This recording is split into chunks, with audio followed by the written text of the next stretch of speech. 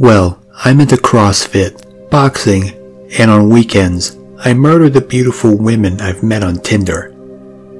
I wanted to punch myself. There I was, sitting on the couch sharing a bottle of wine with the most beautiful woman I'd ever met. And what was I doing? Joking about being a serial killer? Hannah's face lit up. Oh my gosh, that's so funny. I kill the people I met on Tinder too. Oh, and I used to do CrossFit. I should really go back. She circled her finger around the rim of her wine glass. So how do you do it? CrossFit? No, kill people. Okay, I thought. She's got a mischievous side. Well, I lay down some newspaper and cover the furniture. Then Hannah leaned forward.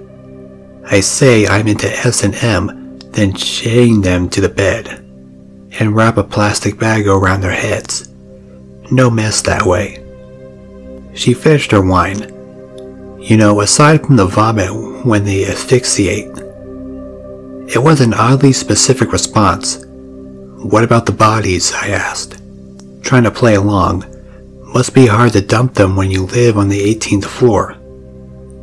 I chopped them up, stick them in there, and I gestured toward the large freezer, pushed up against the far wall. Then I smuggled them out in segments. There's a severed head in there right now. I sipped my wine, saying nothing. Hannah bit her bottom lip. Another glass?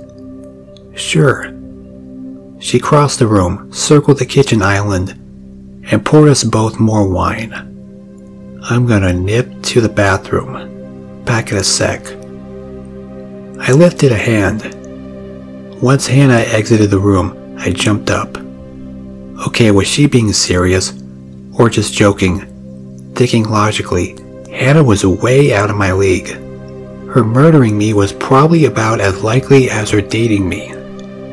On the other hand, I was really bad with women. Maybe this was typical behavior. Maybe they all joked about being serial killers. Check the freezer, screamed the voice in my head. I tiptoed across the room and, after a deep breath, pulled the freezer open. I was greeted by a severed head with icicles surrounding the eyes. I slammed the lid and raced towards the front door. There, mounted on the wall, was a photo of Hannah in a red bikini. She looked incredible. I'm talking the kind of thing you see in magazines. It stopped me dead in my tracks. My mind raced. Was Hannah really going to try and murder me? But if she were, why would she warn me first? Maybe she thought we had a connection. A special serial killery connection. I weighed my options. If I walked out the door, I'd definitely survive. But if I stayed, I might get laid. I heard the toilet flush. There wasn't much time. I made a snap decision. When Hannah came back into the room, I was on the sofa, my right elbow resting over the black cushion. Seductively.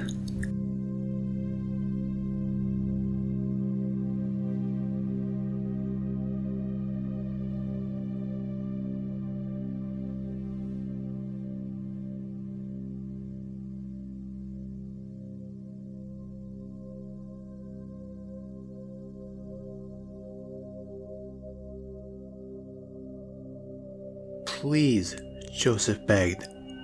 You've got to do it. You're the best actor I know. I laughed at his plea. Joseph didn't know any actors, but I reluctantly agreed to take part to help out a friend. Apparently, I owed him after I didn't return his pencil I borrowed in school last week. He was to shoot a short clip for a film class he was taking. As with everything else, Joseph was a perfectionist. We practiced in his garage since it had the most space. Joseph was light on budget. He did the recording on his mobile phone and decided homemade sandwiches would do us for lunch. The clip included just one other person, Joseph's brother Paul. It involved us getting into a silly argument that resulted in me quickly pulling out a gun and firing it at Paul. Every few minutes all we heard was cut, before Joseph explained in minute detail that we were doing it wrong. "It's getting late," I complained. "My mom's going to wonder where I am." "No, no, no," Joseph replied. He handed me the prop gun again, urging me on. "One more take, we've got this. I promise." Regretting ever agreeing to this, I took one last attempt at the scene. This time, as I pulled the trigger, I heard a loud bang. Paul hit the ground, blood trickling from his temple.